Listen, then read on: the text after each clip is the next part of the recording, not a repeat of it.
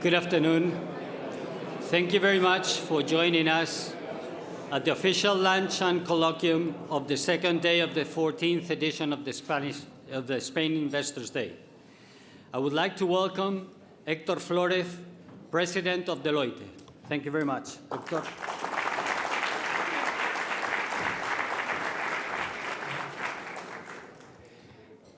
Good afternoon, everyone. Minister for Economic Affairs, representatives of companies and investment banks, thank you very much for joining us today. It's a great pleasure for Deloitte to once again support Spain Investors Day. This event is an extraordinary opportunity to highlight the many strengths and potential of our companies and of our country. I'd like to recall for a few moments the main idea I shared at last year's meeting. We are living in an increasingly fragile and complex world, a world that needs a strong, influential Europe to bring balance, stability, and hope. Spain can make a key contribution to help Europe on this journey. The world needs Europe, and Europe needs Spain. A year later, these words still hold true. 2023 events have confirmed that Europe is called upon to play a decisive role in the world. We are witnessing growing geopolitical challenges, a rapid boom in Gen AI, and greater concern about climate change. Europe can become a solid bridge for dialogue, enabling global consensus on all of these issues. And Spain is ready to take a step forward. We are a warm, welcoming country, very open to the world. We have many leading companies in strategic sectors and excellent infrastructures and conditions to maintain our growth and help Europe build and consolidate autonomy in key areas such as energy, industry, and technology. Of course, there are many challenges ahead of us. But now, more than ever, Europe and Spain are absolutely essential. As Christine Lagarde recently said, Spain has undergone remarkable economic progress in recent decades, becoming a modern, dynamic economy in Europe. I really think our country is today a great business opportunity. So I'm now delighted to welcome our newly appointed Minister for Economic Affairs, Carlos Cuerpo. Congratulations, Minister, on your new appointment. All of us here are convinced that you will build on Spain's strengths so that we can play the role that Europe needs from us while we remain an appealing place for investors. Minister, thank you very much for being here today. The floor is yours. Thank you.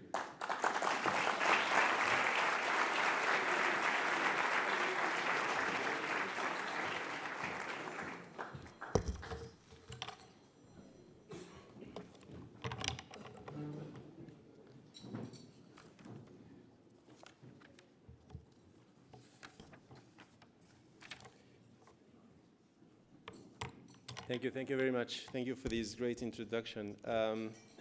Just before starting, you said that Spain should contribute to basically making a stronger Europe. I would say we are already contributing to a stronger Europe, especially after the European semester last year, who was a great endeavor for all Spanish public administrations, and I think was coronated by a great success. And it's a great success story for Spain, but also for our contribution to Europe. So thanks. It's great actually being here amongst friends. Thanks for the invitation. It's a great event, and I'm delighted to be able to participate and to sell an easy product to sell, which is Spain, which is our economy. So you will, of course, only hear good things from my side on the status and on the prospects, on the outlook of the Spanish economy, and on the strong confidence that I think we should all have, not only today, but for the medium term and the years to come on the evolution of the Spanish economy. Before starting, let me just take a moment to remember a person that has been extremely important in the Spanish business community, César Alierta, and let me also give my condolences to his family. He was, I think we would all concur, an example of leadership and entrepreneurship in our country. And I just wanted to have these words in his memory. So let me start then with the macro outlook. I come from the macro world, so I will start macro, and I might end up a little bit more micro. You were saying that it's a very complex landscape. It's internationally, the world is becoming more complex. I remember Nadia used to say that there are tectonic shifts. And we are in the middle of it, and somehow we are expecting it to finish at some point, but new shocks keep on coming, and we are, to some extent, getting used to living in a higher uncertainty environment. So this is our new steady state. And when you look at how the Spanish economy is faring in this internationally complex environment, we have to acknowledge that we have performed exceptionally well over the past few years, including 2023. Spain is an engine of growth in Europe.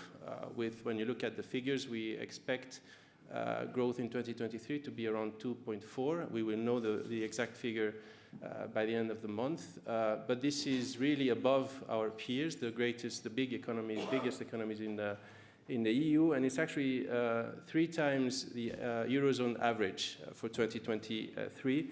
And this differential is expected also to remain not only in 2024, but in the medium term as well. So there is a positive short-term outlook, but also medium-term outlook, which I think when we're thinking about investment is even more important. More things, more good news about the Spanish economy is that this growth pattern is sustainable. When we look at previous episodes of growth in Spain and how on the back of what factors they were built, we saw accumulation of imbalances, particularly over the beginning of the 21st century, in the boom leading to the great financial crisis. Now we're growing, and it's in a sustainable way. We're growing basically on the back of a very strong labor market. We're growing on the back of a robust external sector as well. And these are 2 structural changes in our economy. And I think it's worth pointing out that these strengths also position the medium-term growth potential in a more resilient and sustainable way. Labor markets, just to give you some figures, many of you might already know them, but we have reached 21 million of employed persons, so affiliates in social security terms.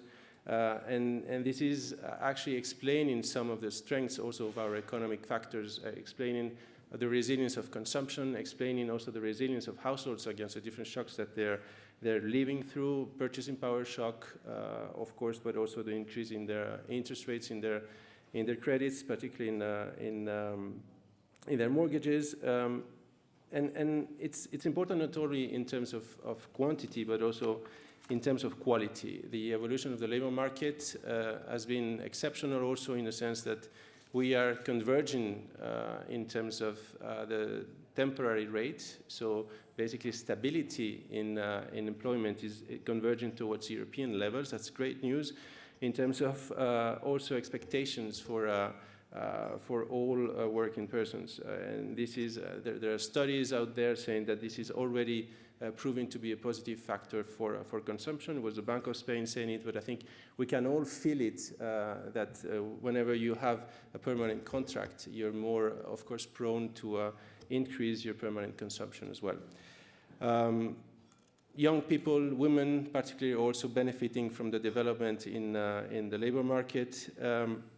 There's also a positive element which is associated with the sectors that are growing faster in terms of employment, which are high value-added sectors.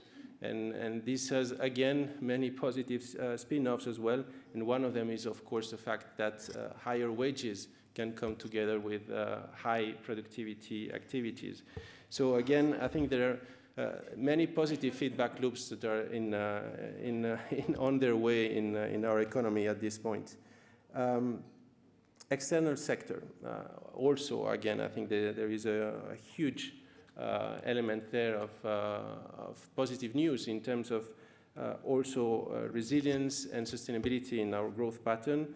We are in a context of, we can say, a diminishing or a weakening external demand, particularly in Europe. We are still consolidating our external financing capacity with 11 years of consecutive current account surplus, which is also somehow difficult or impossible to see in the history of our own data. Spain is becoming a country with net savings, more balanced economy, providing confidence to international financial markets. And this is thanks also to the dynamism of these new services related to business, digitalization, consultancy, high value-added sectors again. So we can see how everything and all these factors are connected. Spanish companies are gaining competitiveness on the back, of course, of lower energy prices. We all have the data on how Spanish electricity prices have evolved when compared to other European countries, and how this has positioned our companies in a favorable way with respect to other European peers. And this is here to stay. Of course, in the short run, this was favored by our huge effort to have what we call the Iberian solution, which was somehow our specific way to decouple in terms of the wholesale gas markets. But there is a huge penetration of renewable energies in Spain, which ensures that this will, of course, stay with us for the next decades. I mean, this does not come out of chance. I mean, there is a lot of effort in terms of not only investment, but structural reforms behind these structural changes. And I could, of course, in terms of the labor market, talk about the labor market reform, improvement also in terms of education, vocational training, the laws related to growth of firms, what we call law Crea y Crece, which is another of the usual challenges of the Spanish economy, somehow, or atomized firm sector, the startup law, insolvency law. So there is a vision towards really overcoming our structural challenges. So aside from the macro side, which big numbers, they look very good, but let's go one step further. We have financial stability also as one of our main, of course, areas of attention going forward. And we saw at the beginning of the year that there were some turmoils in the US, in some medium-sized banks, and also some uncertainty around some EU entities. But when you look at actually how these ended up affecting the Spanish banking institutions, and we have several representatives here with us today, they showed very solid fundamentals. And this is another one of the backbones of our, that actually explains our very good performance. When you look at their solvency ratios, liquidity, I think we have to congratulate ourselves at how the Spanish financial sector has evolved and has strengthened itself during the past decade and becoming a factor of resilience going forward. We will continue to work, of course, to preserve this, the confidence and the stability of our financial institutions. And there's a new dimension here. We, of course, have to continue our work at the E level, trying to really strengthen, of course, the banking union. This is another area where we will continue our endeavor. Financial sector, but also related to the financial sector, the financial health of companies and households. We had data yesterday of the deleveraging of the private sector taken from the Bank of Spain, which was actually reflecting a decrease in the household debt to GDP back to levels of 20 years ago.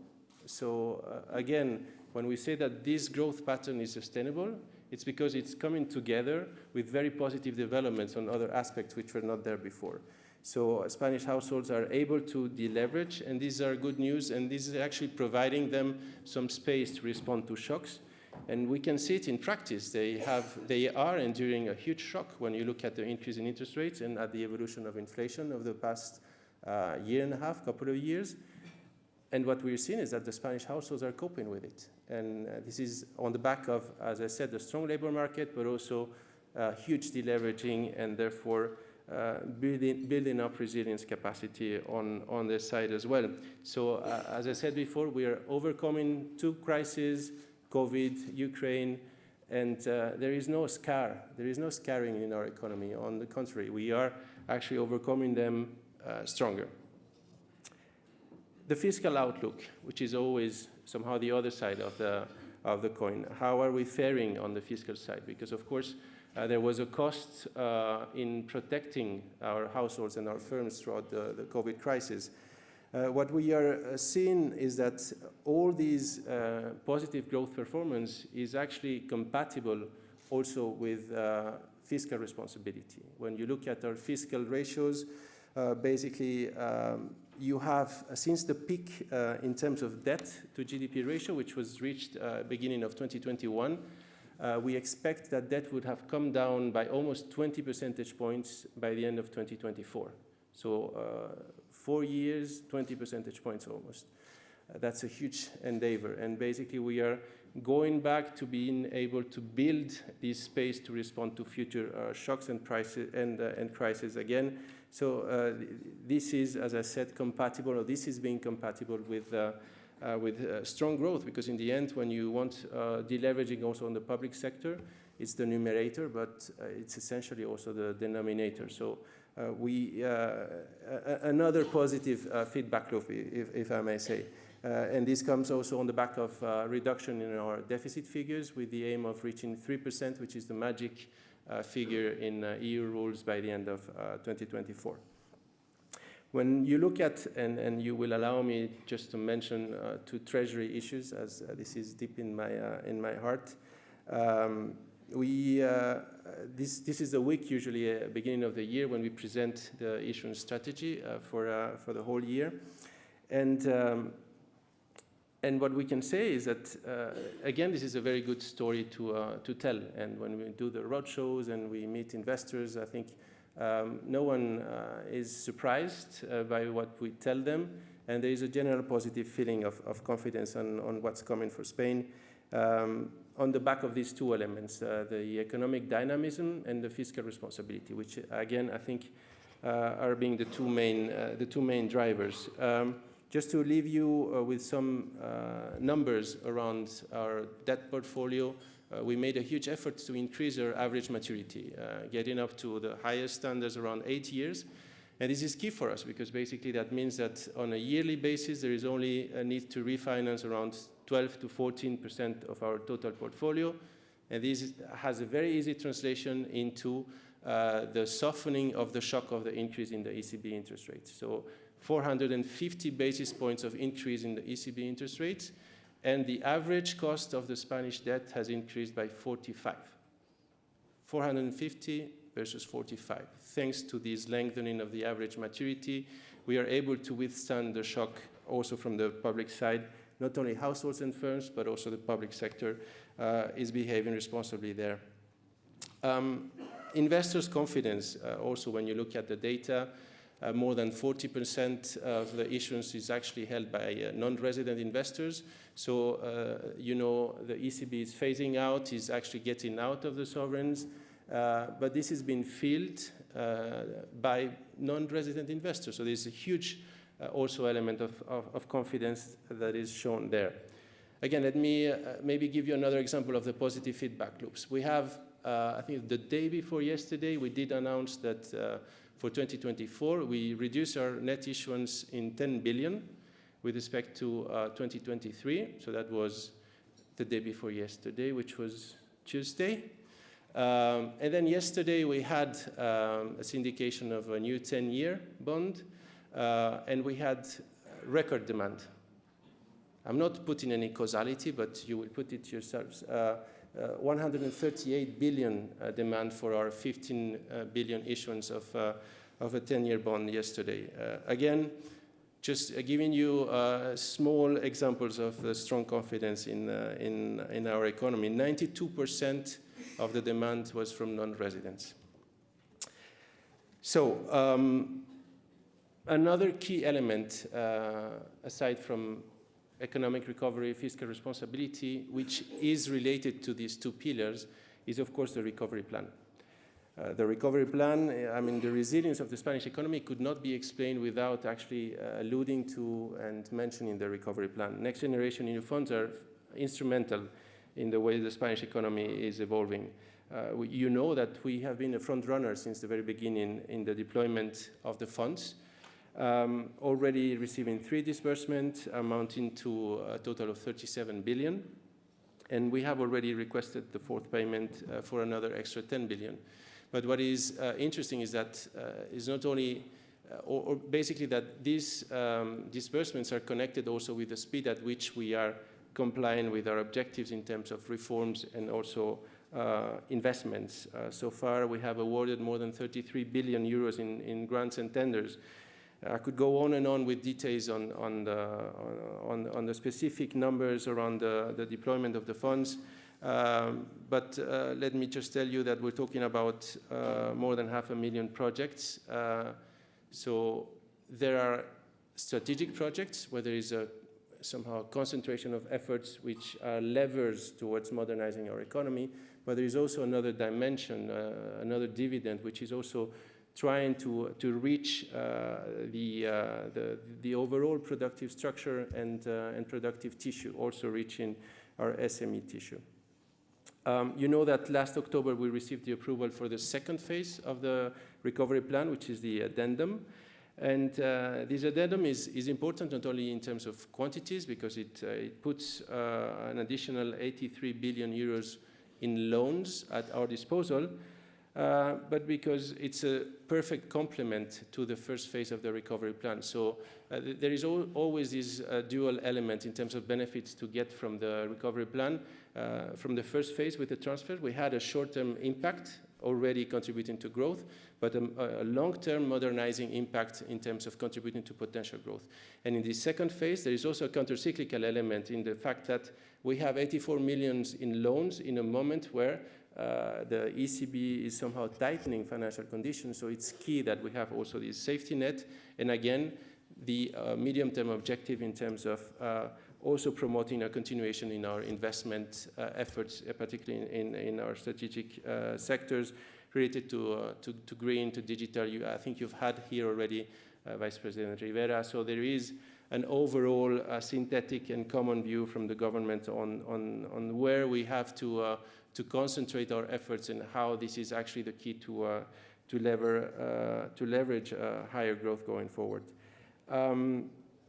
12 strategic projects already underway, which will be again reinforced by the addendum. I mean, I could cite some of them. Of course, development of the value chain of the electric vehicle, vanguard healthcare, renewable energies, green hydrogen, digitalization of the water cycle. So there is a huge potential there coming from the PERTES, the strategic projects, but that's not the whole story. So we have more in place, and the loans will be channeled through several funds and financial instruments, which are going to become operative in the coming months, and they're going to provide favorable financing terms, actually without an immediate increase in the country's public debt burden as well.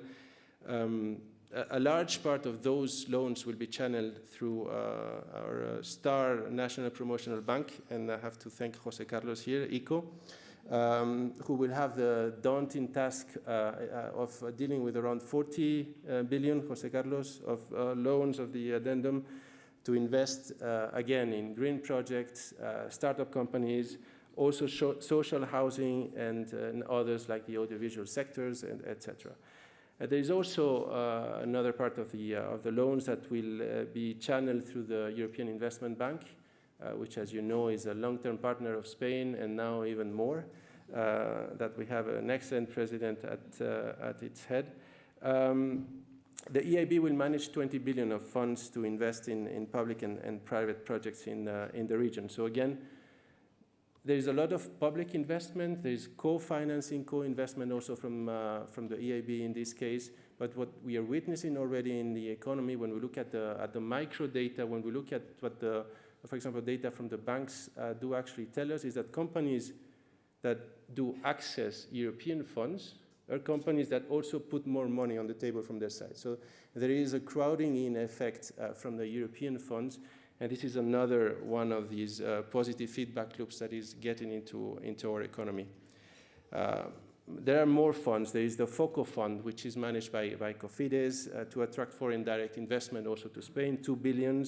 The idea is to also partner, of course, with foreign investors, including sovereign wealth funds. So there is a huge ecosystem there just waiting for you to of course, continue your bets on Spain.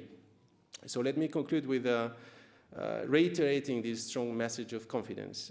Despite all difficulties, the Spanish economy has proven to be resilient and will continue to do so, of course.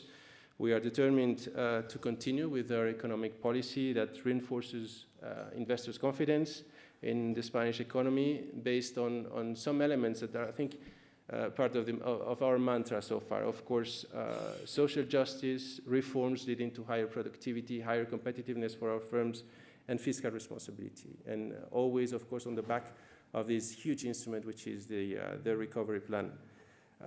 There is an excellent opportunity to invest in Spain. There's an excellent window of opportunity.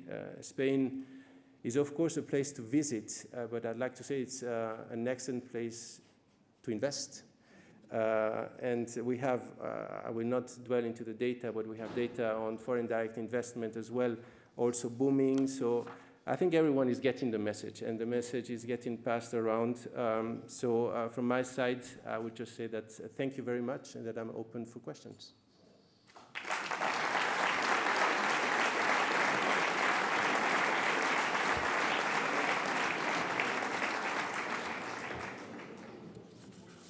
Señor Ministro, thank you. Thank you very much for your introductory remarks. It's a pleasure to have you here in your new capacity. So we're now opening a 20-minute session of Q&A. We have collected some questions already, but if any member of the audience would like to have some questions asked, feel free to take the papers and the pens you have in the tables and hand them over to the assistants. So as I said, thank you very much for the introductory remarks. The first question we have for you should be very easy. You have just stepped in. Your predecessor had a long and impactful mandate. What are your top 3 priorities for the next 2 years? That might be easy, but that might not be short. No, I'd say a message that I said on my first day that maybe I want to leave you with, which is a message of continuity. I think my predecessor did an excellent job, and this is not, I think, a subjective remark from my side. I think it can be very easily looked up in the numbers and in the impact, even though we don't even know the counterfactual of what would have happened. And I think if we knew it, then we would even be more, I think, sure that the job was actually excellent. So when I said continuity, I think I would stick to the mantra, to the 3 big elements that have to, that will be the driving factor of our economic policy going forward as well. So one, of course, social justice, and there are many specific examples in there. And one of them is going to be in the next few months. I hope in the next few weeks we will have also some news on that, what we call the new authority for defense of the financial sector clients, which is somehow one of the pillars of all the effort that we've been doing in terms of auto-regulation also with the financial sector. This is somehow the final element, the crux of the cathedral in all our work there. And again, I think hopefully we will be able to conclude this, because it will prove to be a pivotal element of protection also for consumers, taking into account, of course, the other side of the coin as well in terms of the financial sector. Second, of course, structural reforms, productivity, competitiveness. We have within the name of the ministry, we have business, and I don't forget it. There are lots of reforms still to be put on the table in terms of promoting a stronger business sector in our country. And we will, of course, continue to work around those lines to have SMEs that can grow, SMEs that will, or an SME demography that looks more like our European peers, because bigger SMEs imply more productive SMEs that come together with better salaries, highly qualified workers, and also greater orientation towards exports. And so it, again, I think all positive factors on that side.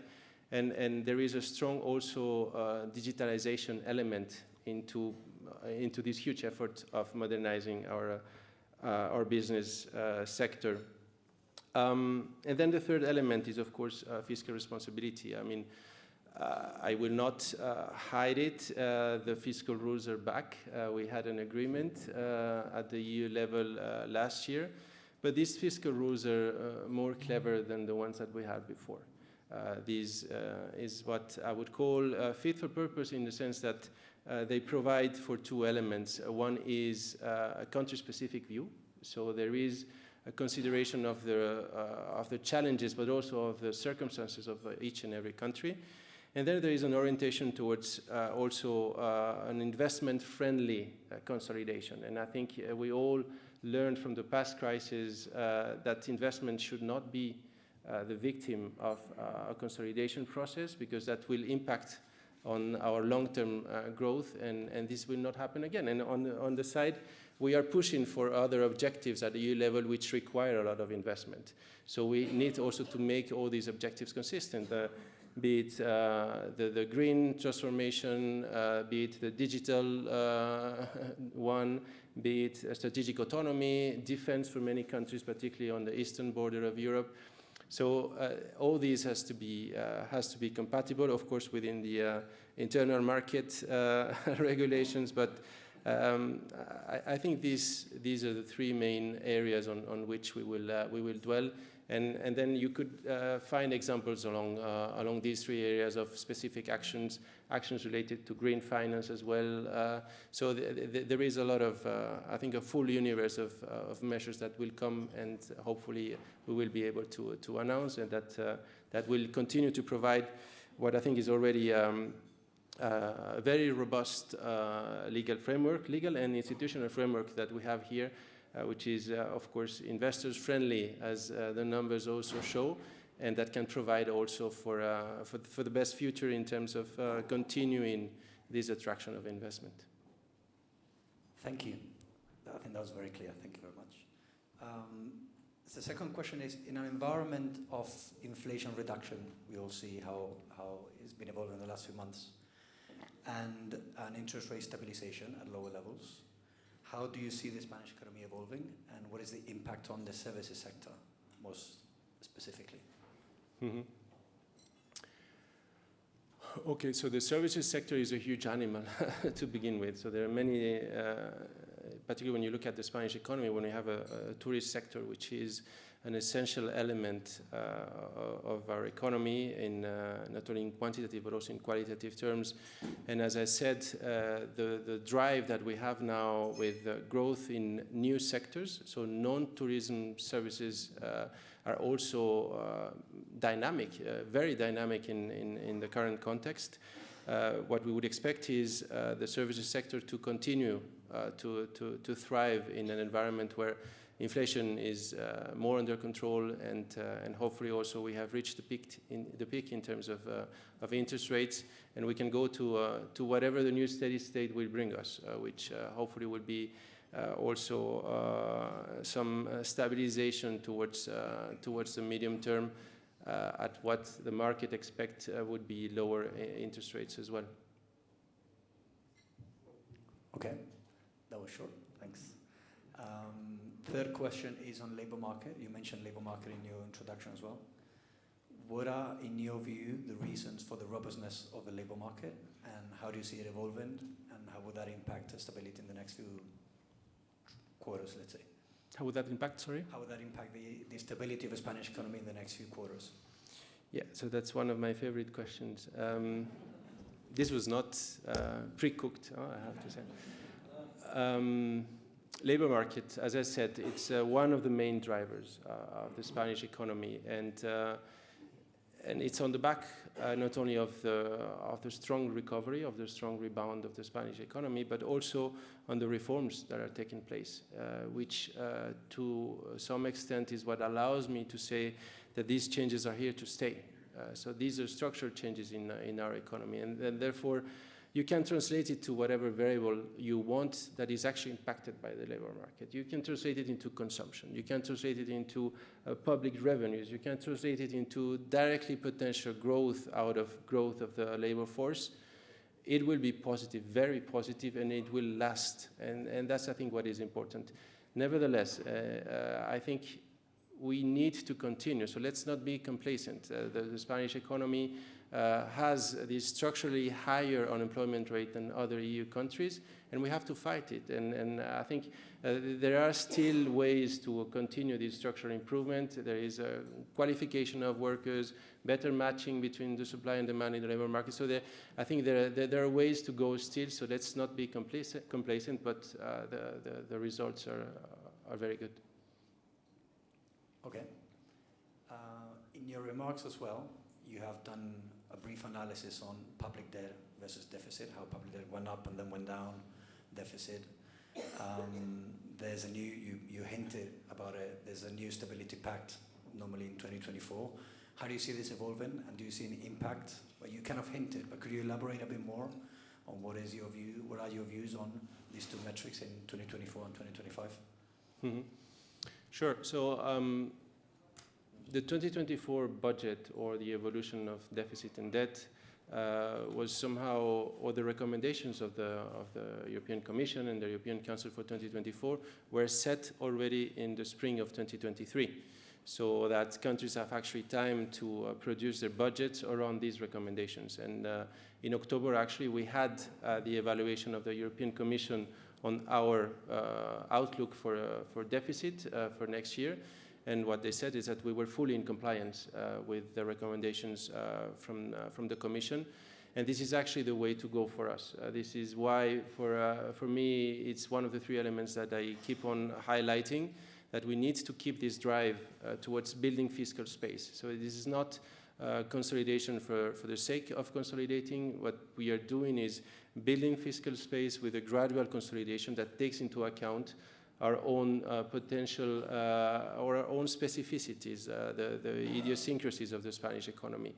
And this is inbuilt in the new system. And we have, I would say we have fought hard to actually keep this element of the new rules, which will, as I said, allow to compatibilize, to basically coordinate two big messages. One is gradual consolidation, where spending will keep on growing so that we can reduce our deficit and our debt to GDP levels by also taking into account our growth factor. And this is on the back also of the push that is yet to come from investment, which will have to be public investment, but also private, of course, that will be accompanying our huge endeavor for the next decade. So what we expect for 2025, after these 2024 objective or goal of 3%, is to continue on this trend towards also reducing deficit, and on the back of the deficit, continuing our drive towards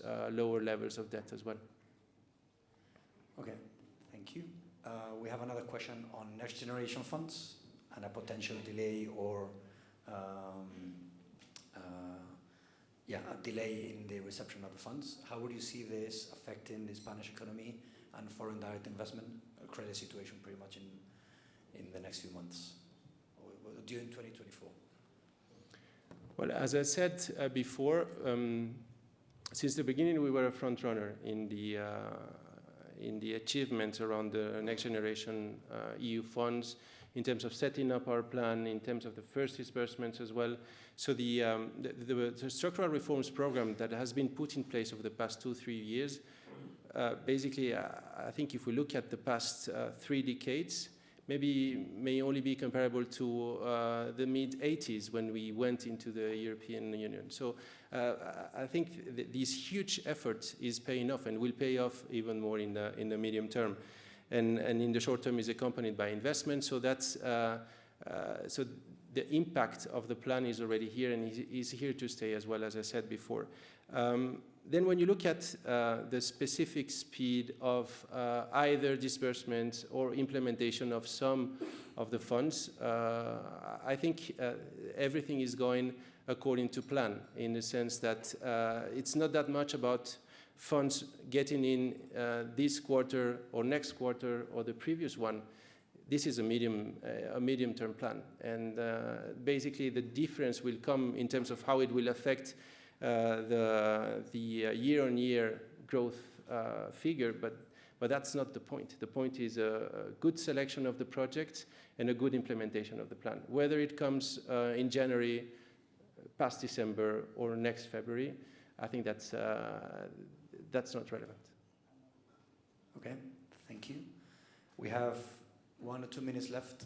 I don't know if anybody from the audience will have any further question. Easy one. As easy as mine. Okay, I don't think we have any more questions. So thank you very much, Señor Ministro, for your answers straight to the point, very succinct. And I think with that we can conclude the session. Thank you very much. Thank you very much.